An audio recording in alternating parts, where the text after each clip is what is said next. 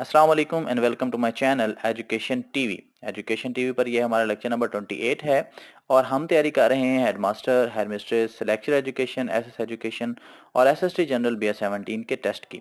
इससे पहले हम एजुकेशन की दो बुक्स को कंप्लीट कर चुके हैं, एजुकेशनल फिलासफी और एजुकेशनल टेस्टिंग एंड मेजरमेंट। और अभी जो हमारी बुक चल रही है वो है एजुकेशनल साइकोलॉजी। आप लोग इसी तरह एजुकेशन टीवी से जुड़े रहिए और सीखते रहिए।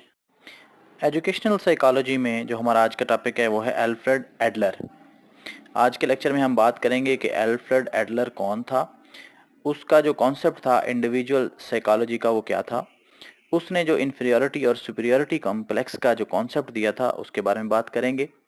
उसके बाद उसने जो कंपनसेशन और ओवर कंपनसेशन का जो कॉन्सेप्ट दिया था और इसके अलावा जो उसने बर्थ ऑर्डर का कॉन्सेप्ट दिया था, ये कॉन्सेप्ट्स क्या हैं इनके बारे में हम बात करेंगे। और एंड पर हम बात करेंगे कि कैसे जो है अल्फ्रेड एडलर जो है वो सिगमंड फ्राइड से डिफरेंट है। क्योंकि अल्फ्रेड एडलर जो है वो न्यू फ्राइडियंस में उसका शुमार होता है, तो इस वजह से उसको कंपैरिजन करना जो है ये इम्पोर्टेंट है ये समझने के लिए कि वो न्यू फ्राइडियन भी है और फ्राइड से कैसे डिफरेंट है, ये हम एंड पर करेंगे। तो सबसे पहले बात करते हैं कि अल्फ्रेड एडलर कौन था। अल्फ्रेड एडलर जो है ये एक ऑस्ट्रियन साइकाट्रिक्स था, साइकोलॉजिस्ट था और जो 1870 में पैदा हुआ ऑस्ट्रिया में और ये मरता है 1937 में स्कॉटलैंड में। आपने कमेंट सेक्शन में ये बताना है कि इसके अलावा कौन सा साइकोलॉजिस्ट था जो ऑस्ट्रिया का ही था। इसके बाद अल्फ्रेड एडलर जो है ये जाना जाता है अपने स्कूल ऑफ साइकोलॉजी के लिए जिसका नाम था इंडिविजुअल साइकोलॉजी। इसको इंडिविजुअल साइकोलॉजी का फादर भी बोला जाता है। इसके अलावा ये मशहूर है इन्फीरियरिटी फीलिंग्स और इन्फीरियरिटी कम्प्लेक्स के हवाले से, ये कॉन्सेप्ट्स इसने दिए थे। इसके अलावा सिगमंड फ्राइड का ये कलीग था और इसने सिगमंड फ्राइड की हेल्प की थी वियना साइको एनालिटिकल सोसाइटी को डेवलप करने में। इसके अलावा ये सोशल साइकोलॉजिस्ट भी था। सोशल साइकोलॉजिस्ट ऐसे साइकोलॉजिस्ट को बोला जाता है जो ह्यूमन पर्सनैलिटी के डेवलपमेंट में सोसाइटी को का रोल जो है उसको मानता है कि सोसाइटी जो है अपना रोल प्ले करती है आप इंसान के कैरेक्टर की डेवलपमेंट में, उसकी पर्सनैलिटी की डेवलपमेंट में। तो इसके बाद है कि कॉन्सेप्ट ऑफ इंडिविजुअल साइकोलॉजी क्या है, जो अल्फ्रेड एडलर को इसका फादर भी बोला जाता है। तो according to Adler individual psychology ये है कि हर इंडिविजुअल जो है वो दूसरे इंडिविजुअल से यूनिक है, वो डिफरेंट है, उसका पर्सनैलिटी स्ट्रक्चर जो है वो दूसरों से डिफरेंट है। वो डिफरेंट है अपने गोल्स ऑफ लाइफ को लेकर और उन लाइफ के जो गोल्स हैं उनको अचीव करने में उसके जो डिफरेंट मेथड्स हैं उनमें भी वो एक इंडिविजुअल जो है वो दूसरे इंडिविजुअल से डिफरेंट है। इसके अलावा वो कहता है कि एक इंडिविजुअल को हम सोसाइटी से अलहदा नहीं कर सकते हैं, इसी वजह से हम इसको सोशल साइकोलॉजिस्ट भी बोलते हैं। इसके बाद है कि उसने ये कहा कि जो आपके अर्ली इंटरेक्शंस होते हैं फैमिली के साथ, अपने पीयर्स के साथ और अडल्ट्स के साथ, वो डिटरमिन करते हैं कि आप का ज़िंदगी में क्या रोल होगा। आप इन्फीरियरिटी कम्प्लेक्स का शिकार होंगे या सुपीरियरिटी कम्प्लेक्स का शिकार होंगे।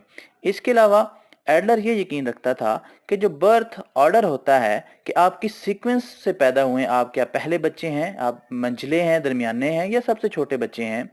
तो ये जो चीज़ है, जो आपका बर्थ ऑर्डर है, ये भी आपके जो पर्सनैलिटी डेवलपमेंट है इसमें इसका बड़ा अहम किरदार है। इसके अलावा एल्फ्रेड एडलर इस बात पर भी यकीन रखता था कि all human behaviour is goal oriented and motivated by striving for superiority. उसने ये कहा है कि इंसान के जितने भी एक्शंस होते हैं उनके पीछे एक ही चीज़ होती है, जो स्ट्राइविंग फोर्स होती है वो है सुपीरियरिटी कम्प्लेक्स, यानी कि वो अपने आप को सुपीरियर करना चाहता है। क्यों करना चाहता है ये आगे हम जाकर बात करेंगे कि ऐसा इंसान क्यों करना चाहता है। और उसके बाद उसने कहा कि कंपनसेशन और ओवर कंपनसेशन का भी इसने कॉन्सेप्ट दिया था, वो हम इंशाल्लाह डिटेल से बात करेंगे कि वो क्या है। लेकिन यहाँ पर यह समझना ज़रूरी है कि इन्फीरियरिटी कम्प्लेक्स जो है नेचुरल और हेल्दी रिएक्शन जो है इन्फीरियरिटी कम्प्लेक्स का, उसको हम कंपनसेशन बोलते हैं और ये एक एफर्ट होती है आपका जो इन्फीरियरिटी कम्प्लेक्स है उसको ओवरकम करने के लिए। तो ये हम इंशाल्लाह आगे डिटेल में बात भी करेंगे कि कंपनसेशन और ओवर कंपनसेशन क्या है। तो ये उसके मोटे मोटे कॉन्सेप्ट्स थे जो उसने दिए थे। इसके बाद हम बात करेंगे कि इन्फीरियरिटी और सुपीरियरिटी कॉम्प्लेक्स हैं क्या। अल्फ्रेड एडलर ने ये कहा कि जब भी कोई बच्चा पैदा होता है तो उसके साथ फीलिंग्स ऑफ इन्फीरियरिटी होती हैं। वो बाय बर्थ उसके अंदर फीलिंग्स ऑफ इन्फीरियरिटी होती हैं और वो उस फीलिंग ऑफ इन्फीरियरिटी को ख़त्म करने के लिए स्ट्राइव फॉर सुपीरियरिटी, यानी कि वो सुपीरियर बनने की ट्राई करता रहता है। जैसे कि हमने पहले कहा कि ऑल एक्शन जो हैं एडलर के मुताबिक वो होते हैं कि किसी तरीके से हम उस इन्फीरियरिटी को ख़त्म कर सकें और सुपीरियर अपने आप को शो कर सकें।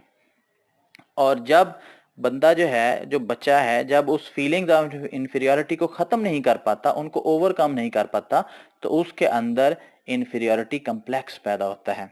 और इसके अलावा एडलर इस बात पर यकीन रखता था कि जो ही believed that this drive was the motivating force behind human behaviour, emotions and the thoughts, कि ये जो थॉट है कि अपने आप की जो आपकी इन्फीरियरिटी कम्प्लेक्स है या फीलिंग्स ऑफ इन्फीरियरिटी, इनको ख़त्म करने की जो थॉट है, यही बेसिकली ड्राइविंग फोर्स है किसी भी पर्सनैलिटी की। उसके बाद इसने कहा कि इन्फीरियरिटी की जो फीलिंग्स हैं या टाइप्स ऑफ इन्फीरियरिटी हैं वो टू टाइप्स हैं, प्राइमरी एंड सेकेंडरी इन्फीरियरिटी।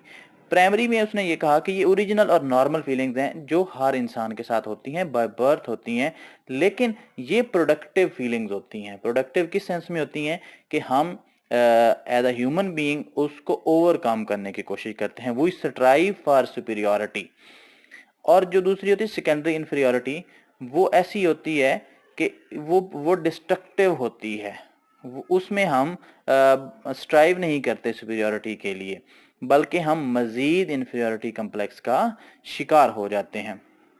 ये exaggerated type of inferior complex of inferiority है कि जिसमें हम हमारे जो फीलिंग्स ऑफ इन्फीरियरिटी हैं वो बहुत ज़्यादा बढ़ जाते हैं। इसके बाद है कि अब सुपीरियरिटी कॉम्प्लेक्स क्या है। सुपीरियरिटी कॉम्प्लेक्स ये होता है कि जब कोई इंसान वो चीज़ बनने की कोशिश कर रहा होता है जो वो नहीं होता है। जैसे कि यहाँ पर लिखा है कि superiority complex occurs when a person has the need to prove that he is more superior than he truly is.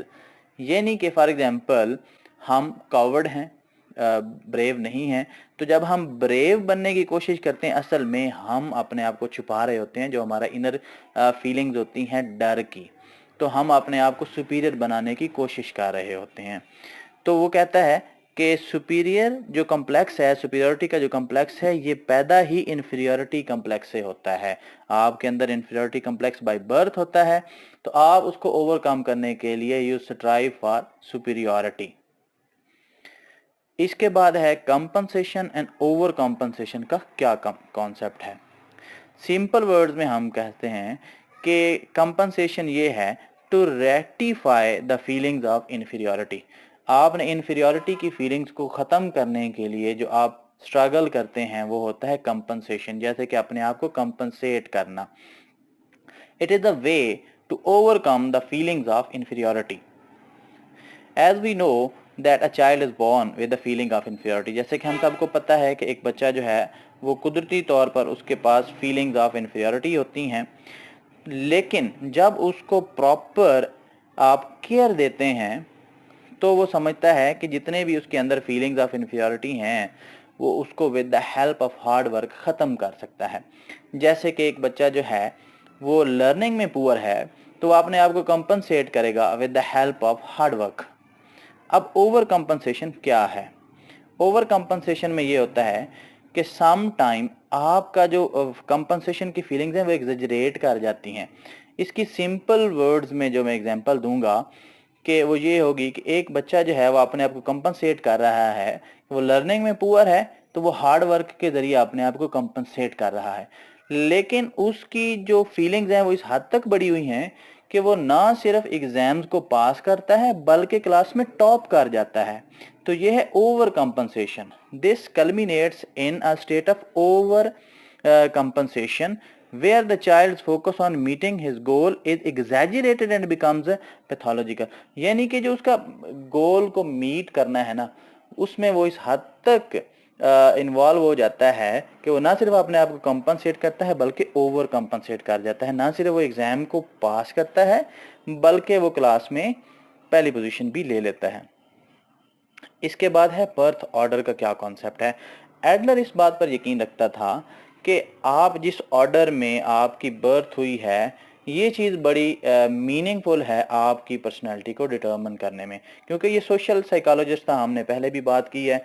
तो ये इस बात पर यकीन रखता है कि जब बच्चा पैदा होता है उसका जो ऑर्डर है, उसका जो सीक्वेंस है वो क्या है, इस हिसाब से उसकी पर्सनैलिटी जो है वो बनती है। तो अगर फर्स्ट बॉर्न बच्चा है तो वो बहुत ही ज़्यादा लविंग होगा और केयरिंग होगा अपने पेरेंट्स की तरफ, और उसके जो अंदर ट्रेड्स पैदा होंगे वो हों guardians of law and order. जो सेकंड बॉर्न होगा वो हमेशा उस ओल्डर ब्रदर या सिबलिंग की शेडो में ही डेवलप करेगा अपने आप को, और वो स्ट्राइव फॉर सुपीरियरिटी करेगा, लेकिन he will remain under the pressure of older sibling. उसके बाद जो यंगेस्ट चाइल्ड होता है वो एक पैम्परिंग पर्सनैलिटी डेवलप करता है, क्योंकि उसको ज़्यादा मोहब्बत मिलती है, उसको ज़्यादा लव मिलता है। तो हमेशा से ही वो इस तरह की पर्सनैलिटी डेवलप होती है कि वो भी इन्फीरियरिटी में ही रहता है तकरीबन, क्योंकि वो अपने आप से कुछ खुद नहीं करता, उसको हर चीज़ बनी बनाई मिल जाती है बड़ों की तरफ से। तो ये चीज़ें डेवलप करती हैं आपके बर्थ ऑर्डर की बुनियाद पर। इसके बाद है एल्फ्रेड एडलर जो है वो कैसे डिफरेंट था सिगमंड फ्राइड से। तो एल्फ्रेड एडलर ये कहता है कि जो हमारा बिहेवियर है वो it is motivated by social influence and striving for superiority. वो कहता है कि जो हमारा बिहेवियर है ये मोटिवेटेड है स्ट्राइव फॉर सुपीरियरिटी, यानी कि हम हमारे अंदर इनबॉर्न फीलिंग्स हैं इन्फीरियरिटी की, और हम जो काम भी करते हैं वो असल में इन्फ्लुएंस्ड है हमारी सुपीरियरिटी को हासिल करने के लिए। जबकि फ्राइड कहता था कि जो हमारा जितने भी एक्शंस होते हैं they are motivated by sex aggression. उसके बाद उसने कहा कि प्रेजेंट बिहेवियर जो है it is shaped by the future, यानी कि जो हमारे गोल्स होंगे वो हम अपने माइंड में रखेंगे, और हमारी जो फ्यूचर लाइफ होगी वो डिपेंड कर रही होगी उन गोल्स के ऊपर, और जो हमारी प्रेजेंट लाइफ है it is determined by the our future goals. लेकिन इसने कहा था कि नहीं, फ्राइड ने कहा था कि ऐसा नहीं होता, बल्कि हमारी जो प्रेजेंट लाइफ होती है वो उसके ऊपर डिपेंड कर रही होती है कि हमारी चाइल्डहुड के प्रॉब्लम्स क्या थे, फिक्सेशंस क्या थी। उसके बाद ये कहता है कि people are aware of what they are doing and why. लोगों को पता है कि वो अब क्या कर रहे हैं और क्यों कर रहे हैं, लेकिन फ्राइड कहता है कि लोगों को नहीं पता कि वो क्या कर रहे हैं और क्यों कर रहे हैं, क्योंकि वो समझता है कि जो अनकॉन्शियस माइंड है वो उनकी पर्सनैलिटी को डोमिनेट कर रहा है, और जो जो कुछ भी वो कर रहे हैं वो अनकॉन्शियसली कर रहे हैं। इसके बाद था कि Adler thought the individual should be studied as a whole. उसने कहा था कि इंडिविजुअल को आप एज अ होल स्टडी करें, जबकि फ्राइड ने क्या किया था, फ्राइड ने ये किया था कि उसने उसकी पर्सनैलिटी को इड, ईगो और सुपर ईगो में डिवाइड कर दिया था। मुझे उम्मीद है कि ये चैनल आप लोगों को बहुत ज़्यादा हेल्प भी कर रहा है।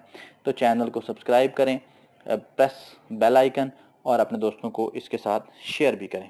Thank you so much.